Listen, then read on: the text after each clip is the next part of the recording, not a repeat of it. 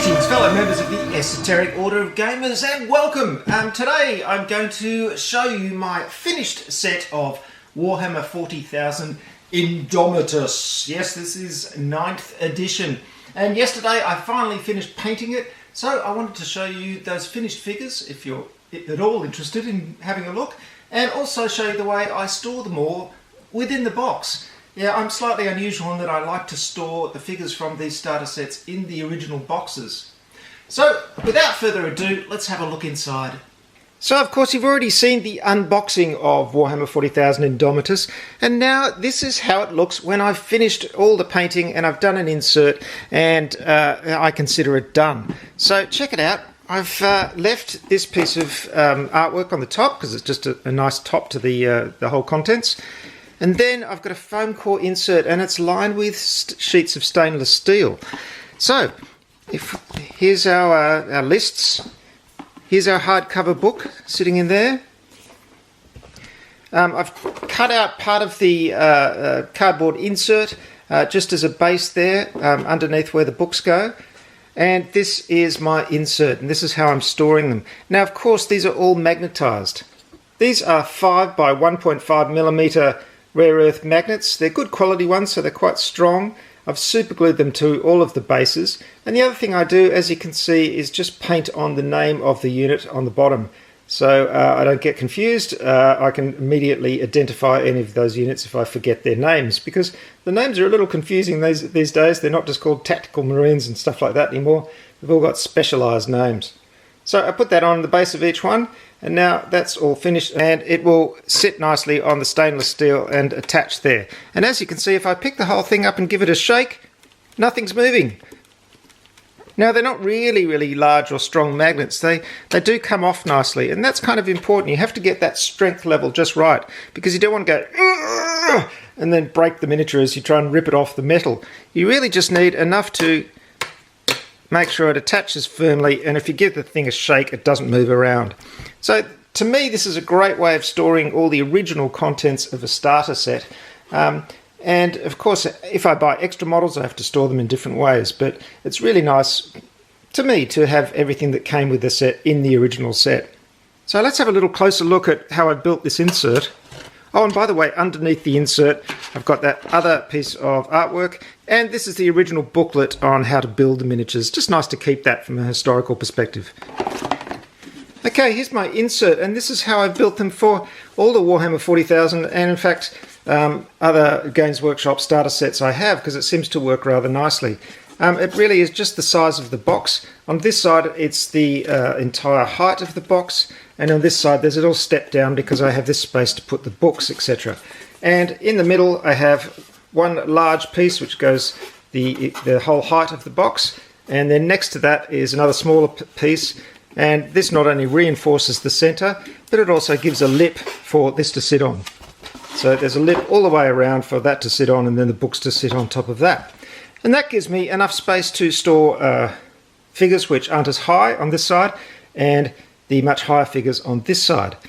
Now, if you look at my other videos, you'll see I've got tips and tricks on how to cut yourself these thin sheets of stainless steel, and I just make those to size and super glue them on the bottom, and then I've got a great storage solution. Now, of course, there are always figures that are taller than the height of the box, and the trick there is to put a sheet of stainless steel on the edge like this. And there's two figures, which are these two, which are much higher than the height of the box. These ones here. I can just attach those to the sides, and they sit very snugly there and don't move around. And you can see everything fits very comfortably inside the box. All these pieces go back.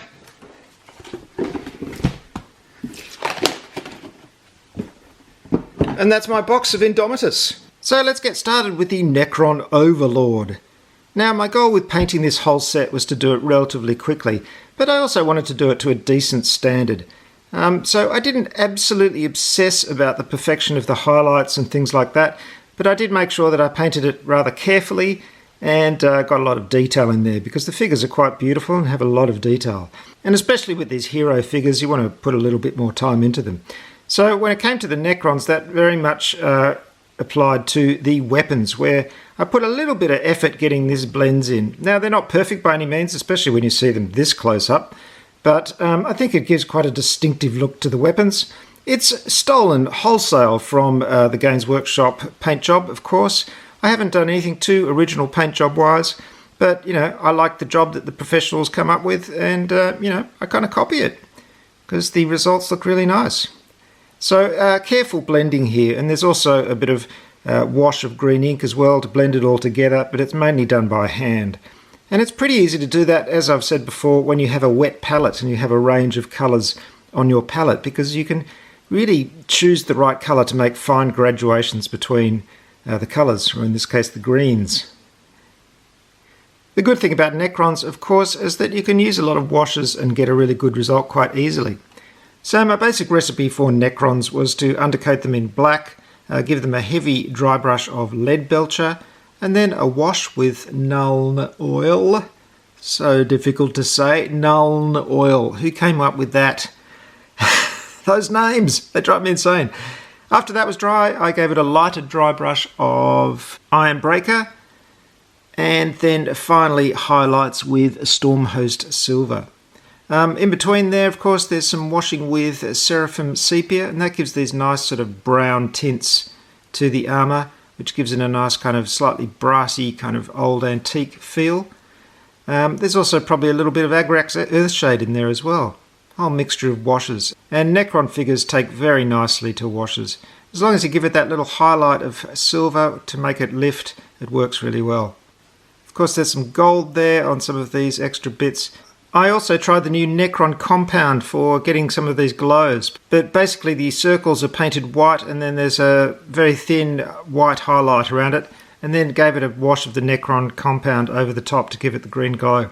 So pretty easy to do, and pretty fast. Here's the Plasmancer, lovely ominous looking wizardly type of figure. It's funny how Age of Sigmar is looking more sci-fi and Warhammer 40,000 is looking a bit more fantasy. But I love this figure, very interesting pose, and I love his single eye as well. Next up are 3 Scorpek Destroyers, and these remind me of those creatures in Angel. Remember Buffy the Vampire Slayer and Angel? And at one stage he met creatures that sort of had a 3-legged arrangement like this. This is the Necron version, of course. Done that work on the blades to make those blends look nicely. I think these were the first Necron figures I painted actually out of the set. They came out nicely. Now in this one I did bother to do the joints in black, which is close to the original colour scheme. Later on I just didn't even bother to do that, and I just kept the metal. It didn't really make much difference, I don't think. Here's the other one. You can see the wonderful effect of the Seraphim Sepia tinting the metal there. Gives a really, really nice metal effect. And there's the last one. I think the most tedious part of painting all these figures really is highlighting black. I always find that boring, getting some grey and just doing thin highlights on black. When I look at the Games Workshop paint jobs, it always astounds me how amazingly thin their highlights are. Of course, they've been painted for close-up photography. I mean, the whole object of those paint jobs is to be photographed this close-up, and you never see them this close-up, really. They're usually on the tabletop, and it always astounds me how much detail you don't see when you're just playing with figures. As long as they look good from a distance, you can still have a great looking game.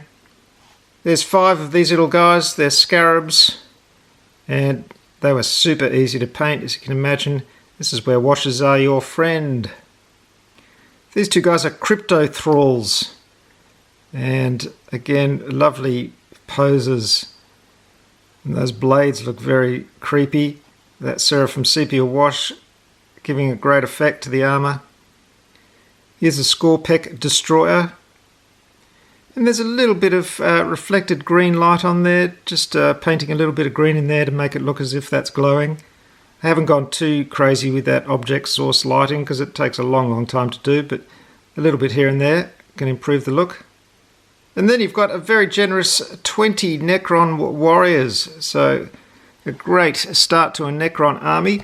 And they come in 2 different types of gauze weapons. Got this short one here and a long one, and lots of different poses and heads and lots of detail. These were super easy to paint, as you can imagine. And I've just realised the one I'm showing you here, I haven't put Necron compound on there. So glad I've discovered that mistake. Let's put that one away. Here's a finished one. And again, as I said, that's just white with a white highlight and then that Necron compound painted over the top, and it works quite well.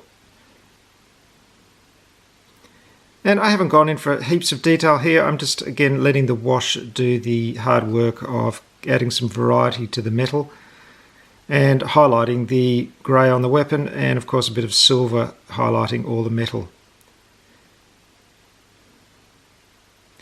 Of course, a good base can make a big difference to a figure. I use a grey effect like this, and I've been fine-tuning this effect over the years and trying to add a bit more variety to it. My main battle boards are grey, so I like that. But as you can see in here, I've mixed in a bit of brown as well to add a bit of variety to the grey, and painted these rocks different marble colour. Some of them are marble, some of them are grey. Added some tufts as well. You just pick those off a tuft sheet and super glue them on, and just trying to get a little bit more variety. They're still grey, but there's just some different blends in there. And I've also probably done a bit of Agrax Earthshade on here to pick out the brown a little bit more. This one you can see the variety of colour a little bit more. And just while we're looking at bases, on this bike you can see I've used a bit of weathering powder as there to give a bit of a dirt effect, and there's more brown under there, adding a bit of variety so it's just not straight grey. And of course the centerpiece for the Necron army is this Canoptech Reanimator. What is it? Canoptech Reanimator. See, this is why it's handy to have the names on the bottom of the base. And you can see a lot of Seraphim Sepia wash here to add a nice brown tint to the armour. But really, it's mainly washes, isn't it? And highlighting, and just some painted in green bits, like so.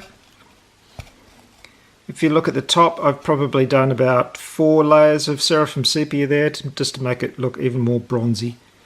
But it's a pretty simple paint job, and the results are spectacular. Of course, different colour on the rubble or armour on the base, just to add a bit of contrast. But a lovely figure, and really the detail of the figure does all the work to make it look great, doesn't it? Oh, and how could I forget the Scorpec Lord? What a lovely figure this one is. Isn't it great? Big, detailed, put of extra effort into the weapons here. Lots of lovely green glowing bits. I painted sort of around the edges there with a bit of green to give it a glow effect. But again, lots of washes. And really, what a spectacular figure that is. Really exuding a sense of power, and these crazy long blades here, ready to slice Space Marines to chunky nuggets. Okay, let's move on to the Space Marines. Now, I had a big decision here, and that was which chapter to choose. And I've always found this choice very difficult. I don't play a lot of Warhammer 40,000, but I have a lot of figures, and I've put off painting them because I just didn't choose the chapter I wanted to do them in. I looked at Dark Angels for a long time and was going to paint them that colour, but the green just never appealed, and it was a bit close to the shade of Orcs. I wanted some contrast. So after much agonising, I decided to go absolutely bog standard and paint them the same way they're on the box, which is Ultramarines. And I'm actually really happy with this decision for several reasons. One is that I don't know a lot of people who play Warhammer 40k, so it's not important for me to have a distinctive looking chapter, an individual one that'll stand out on the tabletop. If I play this, I'll probably be providing all the figures, so that's not an issue. The other one is that the blue, though not my favourite colour, really contrasts well with the other factions. With the Necrons, you've got those green highlights. Orcs are sort of green as well. There's no other faction which is just this distinctive shade of blue. And also, it's just classic. I mean, the Ultramarines are the classic example of a Space Marine, and that kind of thing just appealed to me. I thought, if I'm going to have Space Marines, I might as well just have the classic Space Marines. So I've gone ahead and painted them all Ultramarines, and I'm going to go back and paint my unpainted ones as Ultramarines as well. And the other good thing is that the blue has improved over the years. If you look at the early Ultramarines, they're very bright blue, and this sort of duller blue is quite nice. And what I did with these is undercoat them in white, and then painted all the armour Macragge blue, and then there's some pretty big highlights with Calgar blue, and then fine highlights with Fenrisian grey. And that gives you this very nice armour look. Now, of course, the decals make a big difference. Adding that kind of detail is really nice. And a trick with decals when you're applying them, of course, you're applying them to a curved surface, so they can be quite tricky to apply.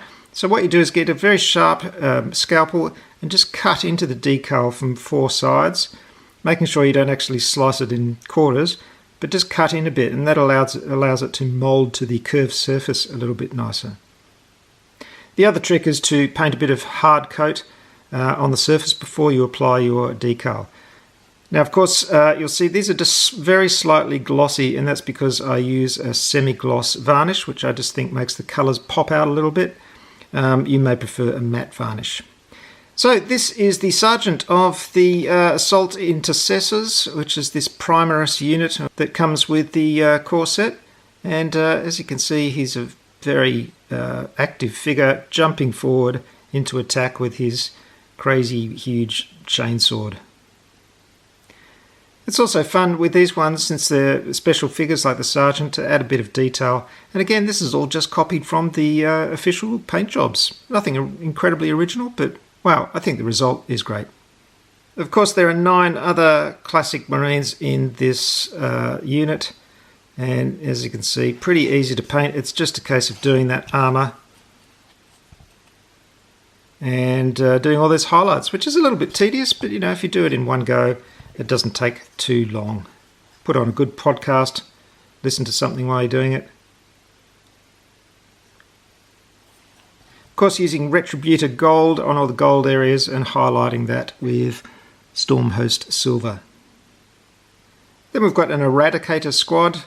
We have these huge weapons. I always find it funny, you've got these little parchment areas. On this one I've written, damn. I don't know why, just it's funny to put silly words on there. This is 2 decals. You've got the white one underneath and then little numbers on top. I don't even know what those numbers signify. I'm not too heavily steeped in the lore of chapter markings and all that kind of thing. But they're nice chunky figures, aren't they?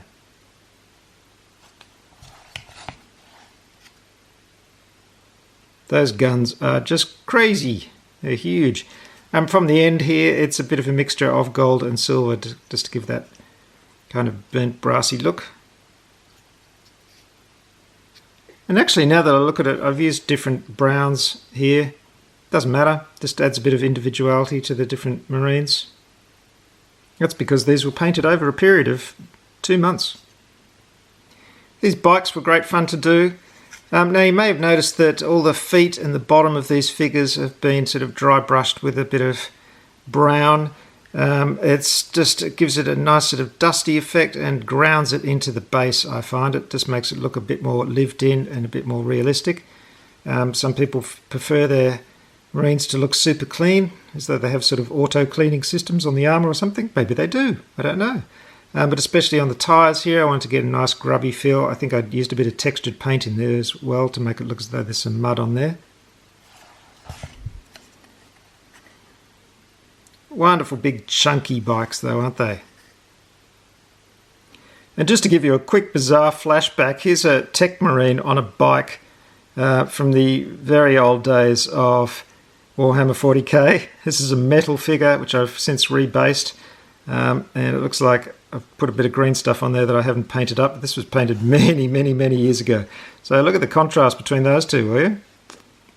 Design has come a long way.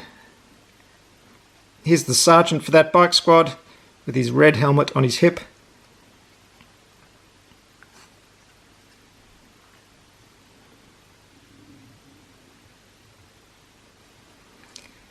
And as I mentioned before, I used a bit of weathering powder on the base, and especially here where it would have ridden onto the base, so behind the bike itself. Let's see, it's cleaner up the front where he hasn't ridden yet. Then there's a whole bunch of spectacular looking hero figures for the Space Marine force, and as you can see, the detail just goes off the chart with these. This one is Primaris Chaplain.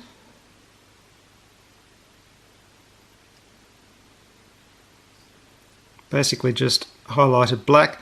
I find myself using the contrast black for all my black these days because it just flows really nicely off the brush and onto the figure. And it doesn't go on really solid black too, so it makes the black a bit more interesting, and then you can highlight a bit more after that. There's 3 Blade Guard veteran figures, these big shields that they tote around the battlefield somehow.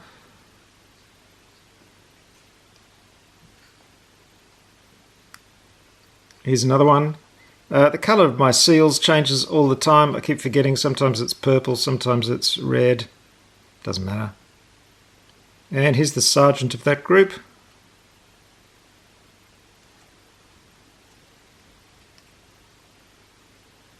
Now, sadly, when I got these figures out of the kit and I had them set up, I dropped a book on top of these guys, so these silly deep halos, which I think are far too fragile for wargaming figures, I bent some of them a bit, so I very carefully tried to fix that, but they all look a bit bent. But then again, that's okay. They've been through battle, and they're just stupid things anyway. I mean, you know, I get the symbology, and they look like halos, and they're great, but a little bit too fragile for figures that you're actually going to use on the wargaming table, I think. Here's the Judiciar, which is an unusual figure, very ominous looking.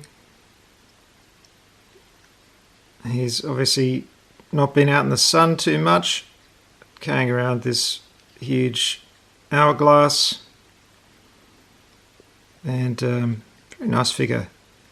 Here's the Primaris Lieutenant, or Lieutenant as Americans like to say, calling on you to repent.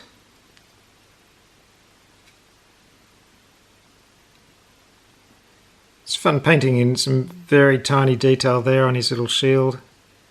And of course this lovely sergeant stripe as well, or lieutenant stripe. I was a bit surprised that there's absolutely no guidance for which transfers to use in the set. They just throw in a transfer sheet and assume that you know how it all works, but a little bit of online research got that sorted for me.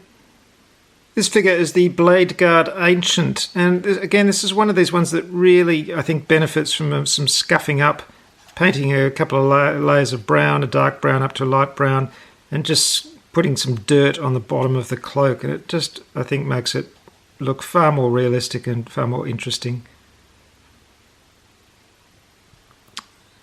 Really does feel as if he's standing in the field if you do something like that. In fact, I really can't think of an instance where adding a bit of dirt and grime to the feet doesn't make a figure look better. It's sometimes a bit hard to do after you've put so much care into painting every part of a figure, but it does make it look better, I think. And finally, the Primaris Captain, and look at the detail on this guy. It's just off the charts. Some very fine brushwork here. I should point out though, if you have a good brush, and I highly recommend Winsor & Newton's Series 7 Sable, you can get a really nice fine point out of it. So I have a number 1 Series 7 Sable, which I just use for everything really. The trick is just to take care of it so it lasts a bit longer than your average brush, because they are expensive, but the quality is very, very apparent and will definitely improve your painting if you get yourself one. And you had a choice of heads on this one, but I much prefer seeing the actual face. It's like a film, isn't it? You know, if you see the face, it's got a lot more character. Well, there you have it, a fully finished set of Warhammer 40,000 9th edition Indomitus. And of course, the next thing to do is actually play with the game. It's been years since I've played Warhammer 40,000, probably at least 15. So I'm really looking forward to getting these brand new painted figures on the tabletop and playing a spectacular game. And the good thing is I've got some older figures which I can paint up as well and add to these forces. So really I've got enough to get a couple of good armies together. But I'm going to start with just the contents of this set. It's about 1,000 points a side. And let's have a fresh look at Warhammer 40,000 and see how it plays these days.